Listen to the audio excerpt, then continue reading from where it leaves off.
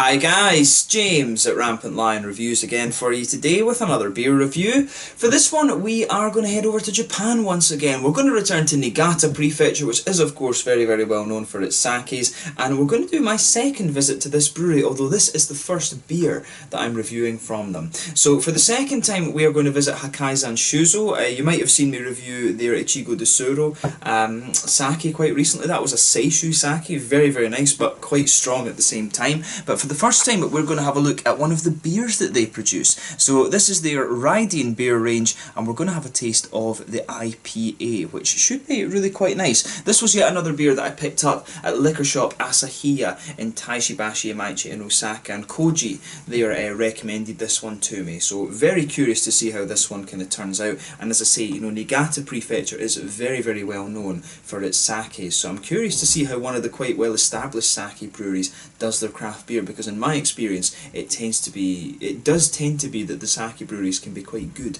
at actually brewing different beers. So very much looking forward to this one, and as always I hope you guys enjoy my take on this beer. So anyway, as is usual with my reviews then, I'll tell you a little bit about the brewery. If you want to get straight to the tasting, just fast forward. All the usual links are in the description below. That's the brewery website, the link to my other reviews that I've done from Hakkaisan Shuzo before, and of course hopefully I can do some more from the Rydeen beer range in the future too. There's all the usual social media. If you want to see more beer reviews, do please consider subscribing to the channel. The whole channel of course has a geography based tagging system, so you can go into the home page and search for beer based on country, city, state, county, prefecture, whatever it is you're interested in. Do check out the playlist of beers from different countries. There is one there for all the Japanese beers that I've reviewed for you. That's being added to whenever I get the opportunity, and as always please do get in touch and let me know some of the other beers and breweries that you guys would like to see me review. It's always great to hear from you guys that are watching the videos, and the support that you show the channel is hugely appreciated. So anyway, to tell you a little bit about Hakkaisan Shuzo then and the Rydeen beer range. So the Hakkasan Brewery was founded back in 1922, and this makes it one of the newer sake breweries in Japan, and it can be found at the foot of Mount Hakkai in Niigata Prefecture in Japan, which is part of Uonuma city,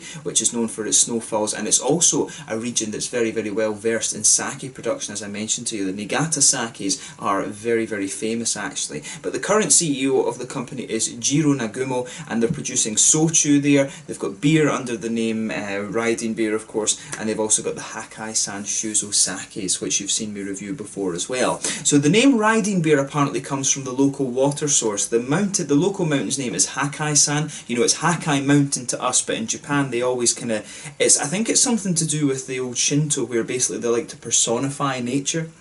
So Hakkai-san, you would always call someone san in Japan, but on the mountain there's various kind of small water sources, and in particular there's the Ganseisu, which produces around 400 tons of water per day, and that's where they get the water that they use in their beer. And the monkeys that are found on the label are found in the local area of the brewery, and they are actually known to come right up to the brewery and visit on occasion as well, and I think some of them have actually stolen stuff from the brewery as well when you read the website. But for their beer brewing they say that it's very important that they leave the water alone as much as possible, so they're very kind of purist in that sense. But the brewery building itself is called the Sarukura Yama Brewery, which literally translates to the Monkey House Brewery, and it seems to be quite a common theme actually in Japan that breweries use monkeys, because we know that Mino Beer, my girlfriend's local brewery, they also use monkeys on their labels as well. I'm not sure if it's exactly the same species of monkey, but yeah, monkeys are they're a lot more common in Japan than you'd think. But although I have to admit, I have never actually seen one in the wild in the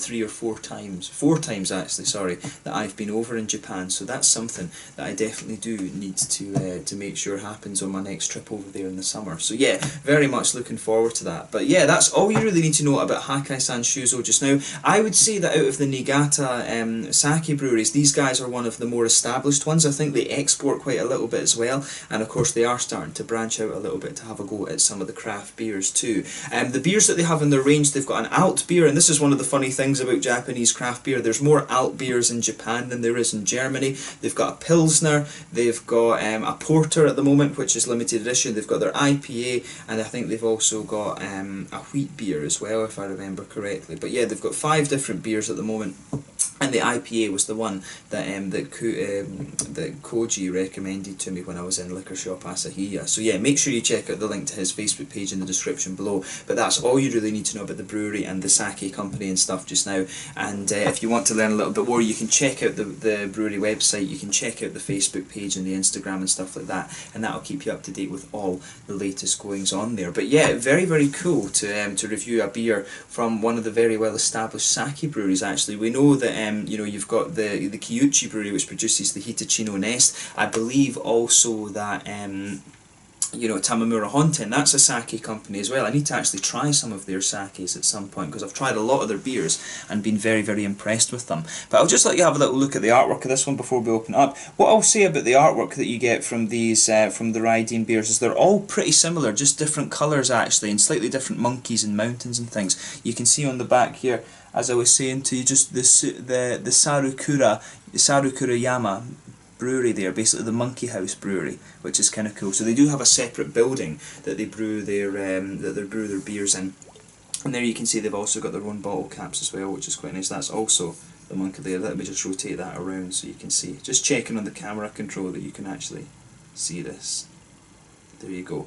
But yeah, as I say, 6% IPA this one. So without further ado, let's get this guy out and we'll get on with the tasting then. I'm very curious to see how this beer turns out.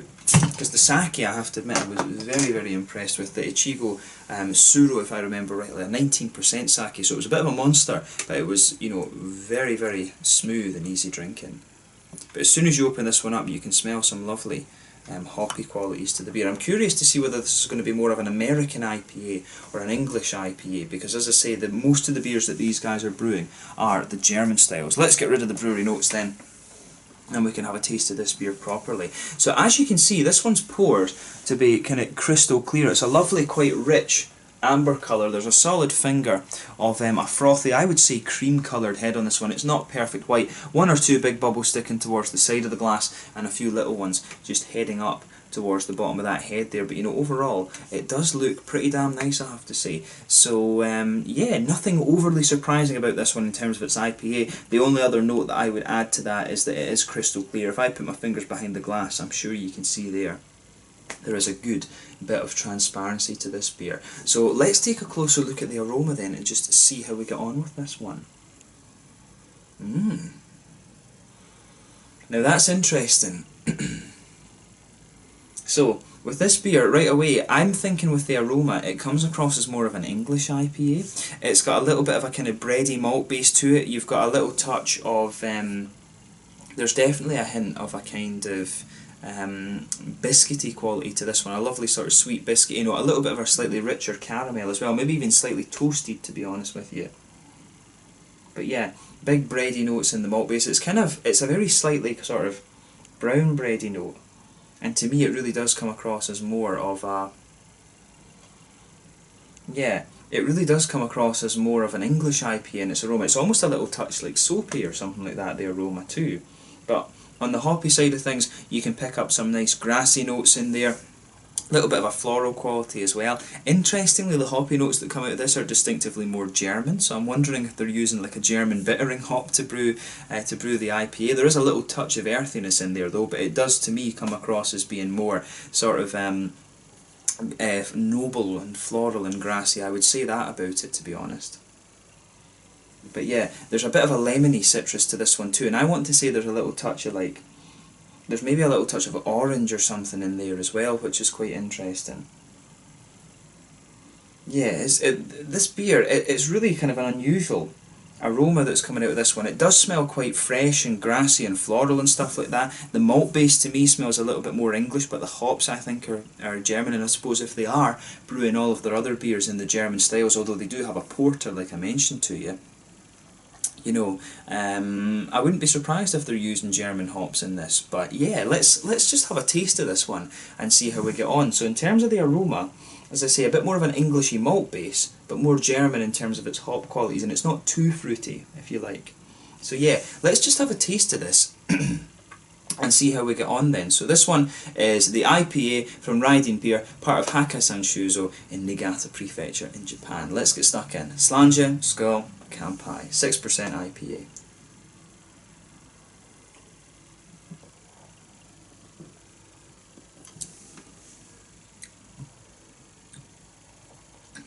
Oh yeah.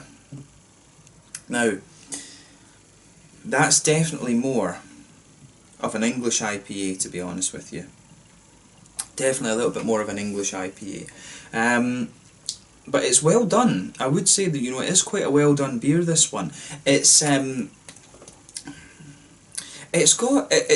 unusual, this, because as I've always said, a lot of these little G breweries that you get around Japan, a lot of them are brewing the German beer styles, because, you know, Germany was one of the countries, Germany and Scotland actually, were hugely influential with Japan in helping them industrialise and modernise after the Meiji Restoration. And I think that's one of the reasons why you get so many German type beers brewed by these local beer breweries, and I guess a lot of them probably go to Germany because of that connection to train. And again, it's the Tokodori thing, the Japanese will bring stuff back that they see as useful, and obviously German beer is very useful.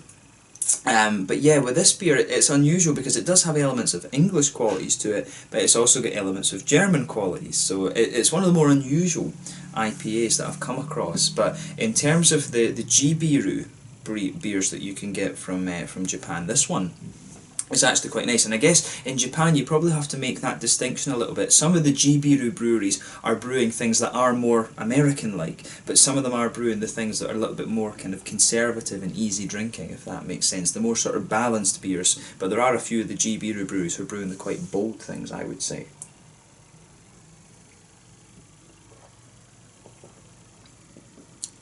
But I have to say, this beer is quite nice. It is definitely, most definitely, an English style IPA, this one, the way the flavours are coming out.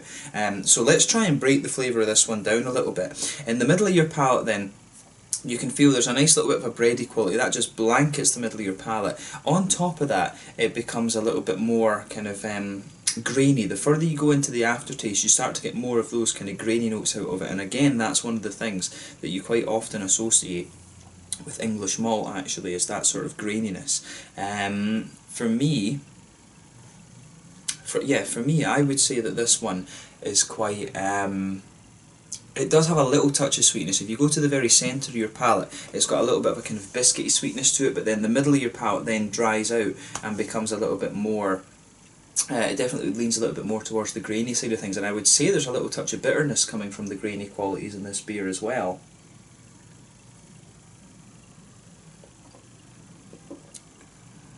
Yeah, I think that's definitely fair to say. So malt base, to put it simply, it's yeah, you've got a nice little bit of bready quality just underpinning this beer, a little bit of graininess kind of on top of that. It's almost got a little bit of a like rye quality to it, to be honest with you as well. In the centre of your palate, you've got a little bit of biscuity sweetness, maybe even pushing a little bit of richer caramel out there.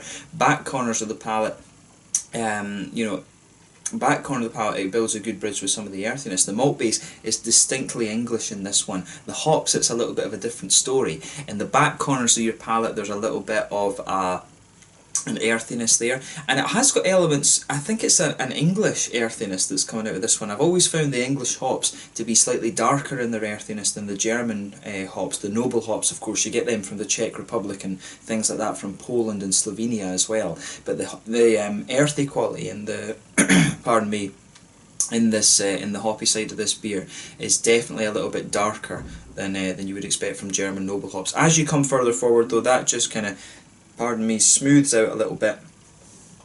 It does become a little bit herbal as well, which makes me think they have used a bit of English hop in here. But as you get towards the front corners of your palate, it's distinctly more kind of floral, and then round the very front curve of your tongue it's a little bit lighter and more grassy, and to me those are the elements that are more kind of befitting German hops. So there is a German hop element in here as well. I think they've used a mixture of German and English hops in this one. Behind the front curve of the palate, of course, that's where you get that nice oily bubble where some of those juicy fruity esters start to come out of the beer.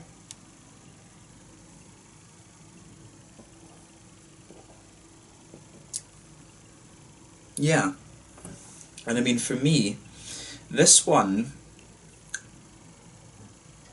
I think this one, it's definitely got a nice little bit of, it's sort of mainly a kind of grassy, it definitely has there's maybe a tiny little hint of orange or something in here, and maybe a little bit of an appley kind of peary orchard ester, something like that. There's a wee bit of orange in there, I think, and a little bit of that kind of appley peary ester. That's in that oily bubble behind the front curve of your palate, and the rest of it is a sort of grassy, citrusy quality as well. But overall, I think it's very, very nice. So it's interesting how everything goes together in this one. I've never had an English style IPA brewed by one of these little Jibiru breweries in Japan, and I would say that the style of beer that these guys are brewing at the moment is not so American. It is more sort of traditional German, traditional English sort of beer. These guys really do fit more into the kind of Jibiru brewery category rather than the Japanese craft brewery, if that makes sense. But they've done a nice job of this beer, and I wouldn't hesitate to drink this one again. I'd actually be very curious to try their Pilsner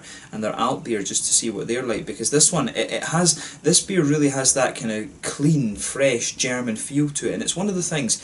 As a craft beer drinker, sometimes you might criticise the big brewed lagers, but I would say that out of the big industrial brewed beers, the Japanese ones are actually some of the better ones. The likes of Sapporo, Kirin, Asahi and things like that, and Suntory as well. You don't get Suntory outside of Japan so much though, in my experience. But the four big industrial breweries that you get in Japan, they are producing some pretty some pretty clean stuff, and you still get this feel actually. This that really does have that kind of. This English IPA is strange because it has that sort of German quality to it, if that makes sense. So that's one of the things that I'm finding really unusual about this beer. It's an English flavour IPA, but it has a little bit of the more kind of German touch to it. It's also obviously got that kind of Japanese perfectionism behind it as well, which is quite interesting. So yeah, one of the more curious Jibiru brewery beers that I've tried from Japan, I have to say. In terms of the mouthfeel then, I would say this beer is kind of mid-bodied. Carbonation is quite smooth on this one. It does have an element of crispness to it actually, a little bit of that German crispness coming out of it.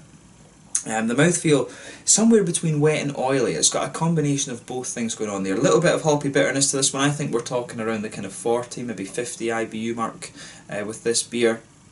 Malt base has a little touch of sweetness there, but mainly it's a little bit grainy, and you've also got a little touch of juicy fruitiness in there as well. So it's definitely, like I said, more of an English style IPA, but there are little elements of German kind of things going on in there too, which is interesting. So yeah, let's leave it at that for this one. This one was the IPA from Rydeen Beer, part of the Hakkaisan Shuzo, brewed at their Sarokurayama brewery building that they have. So yeah, really interesting beer, this one, and I always like things like this that challenge your palate a little bit, so I hope you guys have enjoyed my take on this one as well, and hopefully I can try a few more of their beers at some point in the future. But yeah, once again, thank you for watching my beer reviews. Until the next time, please like, subscribe, share, all the usual YouTube stuff. Let me know your own thoughts on this beer in the comment section below. Let me know what your favourite beers are from Rydeen Beer as well, and hopefully I can review some more from these guys in the near future. It's always fun to introduce you guys to some Japanese craft beers. These videos, the Japanese ones, don't get all that many views, but it's just something that I really quite enjoy doing because of my connections to Japan and stuff like that. But yeah, really cool to review this one for you. Let me know your own thoughts in the comment section below. Make sure you check out my social media, and I will catch you guys very soon. The IPA from Rydeen Beer at Hakkaisan Shuzo in Niigata Prefecture in Japan. Until the next time, Slanja just now, and I'll catch you guys later. Slanja, Skull, Kampai.